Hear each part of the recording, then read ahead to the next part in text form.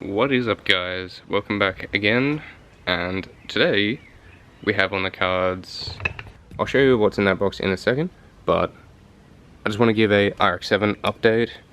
I am going to see Peter from, I think it's Tuned by Pete. Yeah, I think he's a rotary guy, and he has built many rotaries. He's built a friend of mine's rotary, and I was very pleased with his work.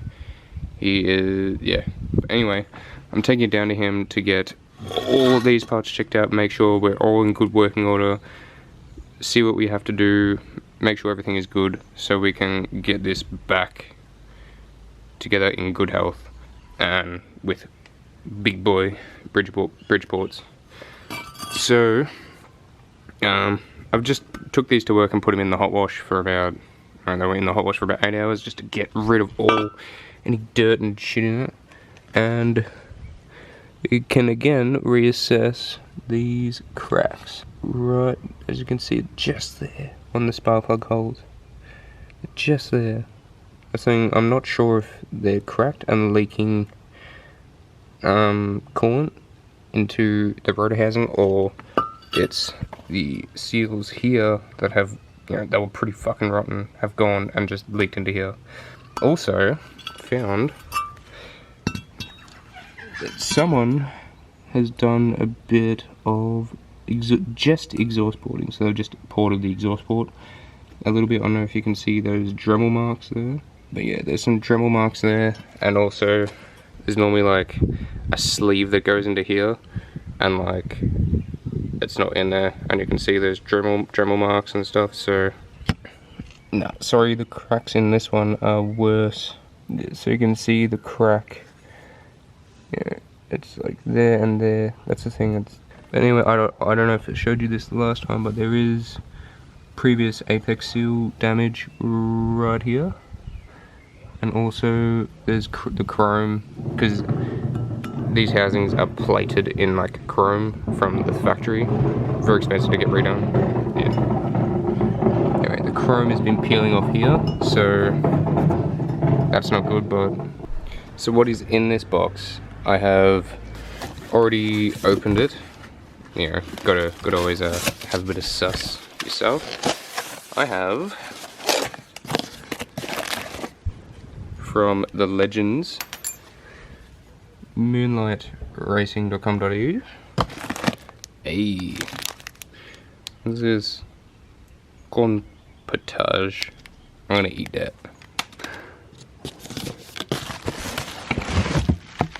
I don't know if you can guess already, but it probably says it in the title, but I have bought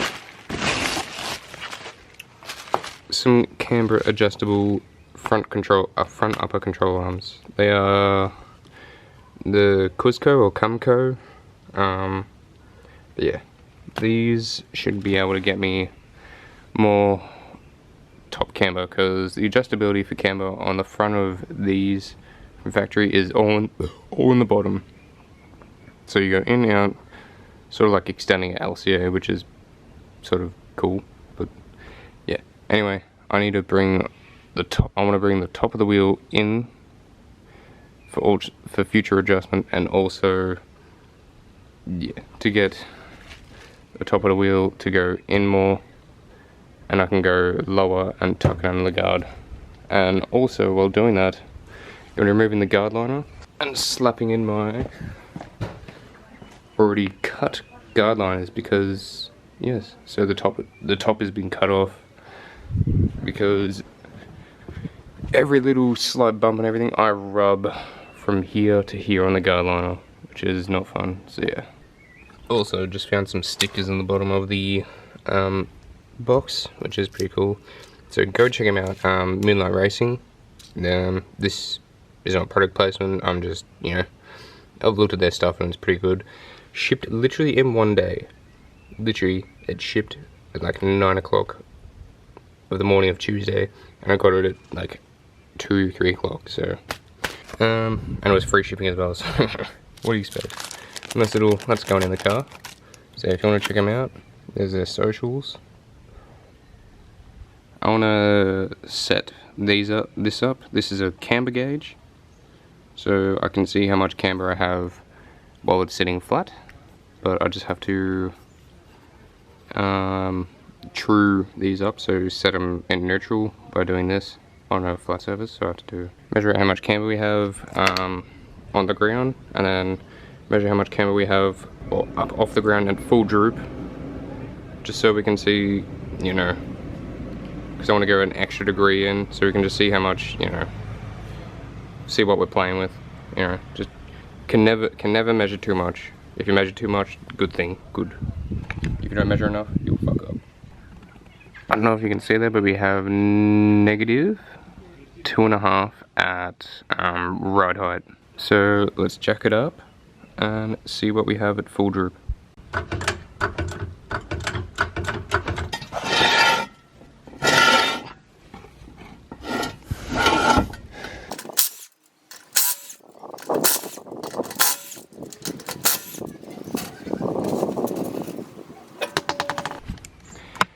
Now we get the wheel off, slap our camber gauge on. So as you can see, we're at 2.5 again, so there's no real difference. So now we've checked that, so we're going to go to 3.5 degrees on the front. And also be careful with lowering your JZX IS. I'm pretty sure GSs are the same. You will touch your strut tower, like I have just noticed then, but it's only slight. It is dented, so be very careful. I'm gonna have to get shortened upright, so these have to be shortened so that doesn't happen. So first we need to take this Toyota factory split pin out. There we go. That's that bad boy. Fit it over there. 14 mil, I mean sorry, 17 mil. Should just, I'll put the camera down.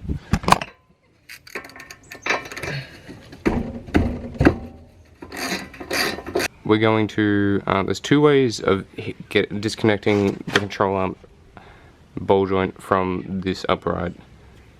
One, you can hit it, but don't hit it on the thread here, because that really does nothing, because these are a tapered fit. What you want to do is hit it on here at a certain pace and hardness, or the second way is using a tool which goes into here, and then you can hit it and it will push this up, or there's another tool which goes in here, pushes on that and pops it out. I'm going to show you the hammer way.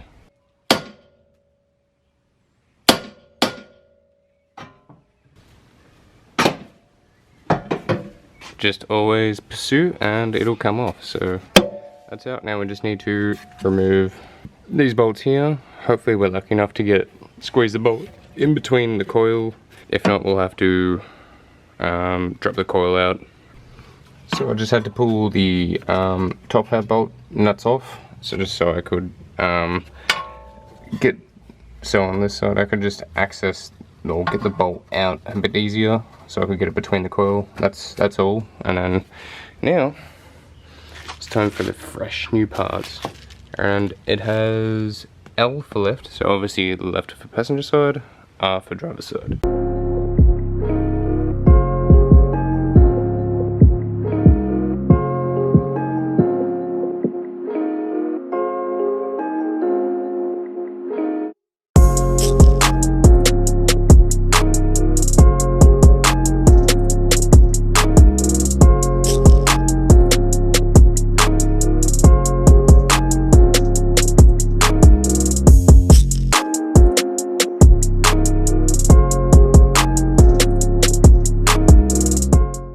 Now I've got this in there. I've got these a bit loose because what I'm doing is I'm having all the weight of this left corner jacked it all the way up.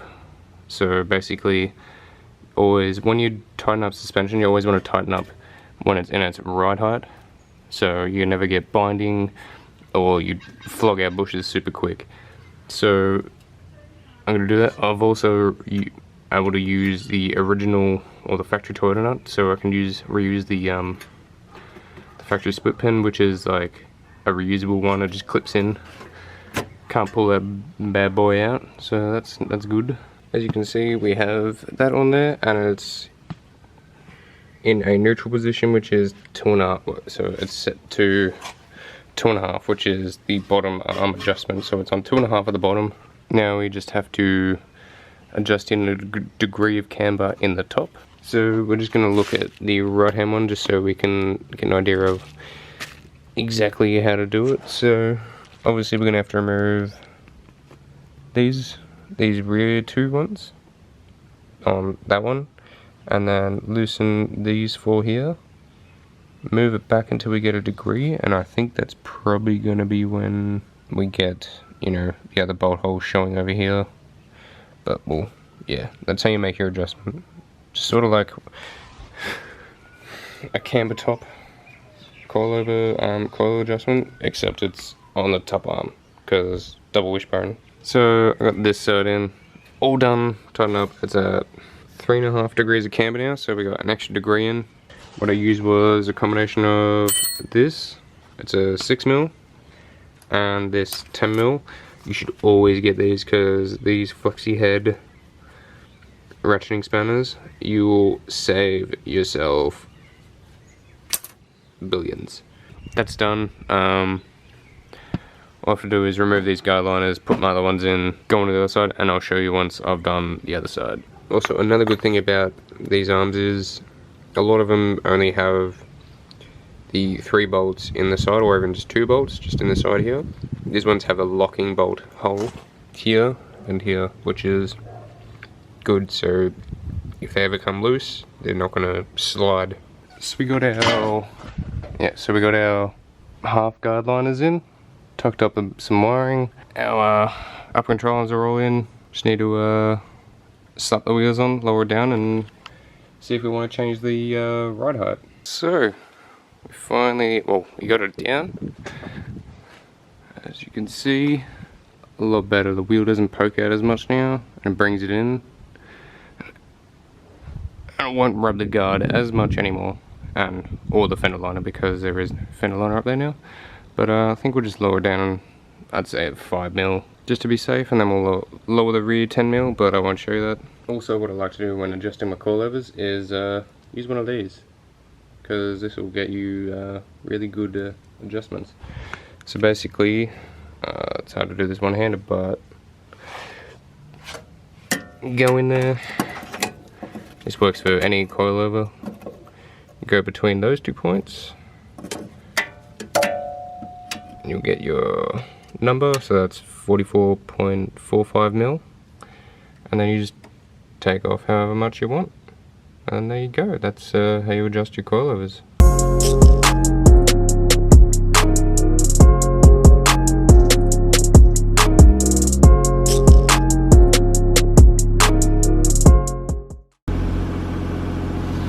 So I've got her lowered down.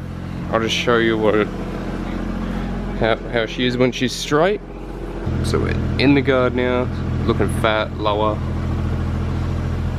more camber. So when we roll on, actually also before,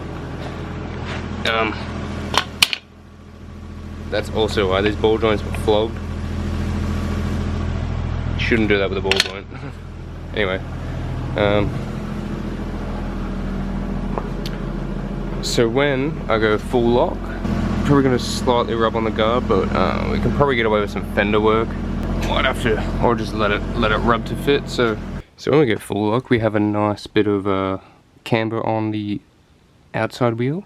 So say if we're doing a right hand turn, we're obviously turning left, we got a nice bit of camber. So basically when the wheel is like that, it's allowing sort of this wheel to slide a bit, because of the Ackerman and all that geometry.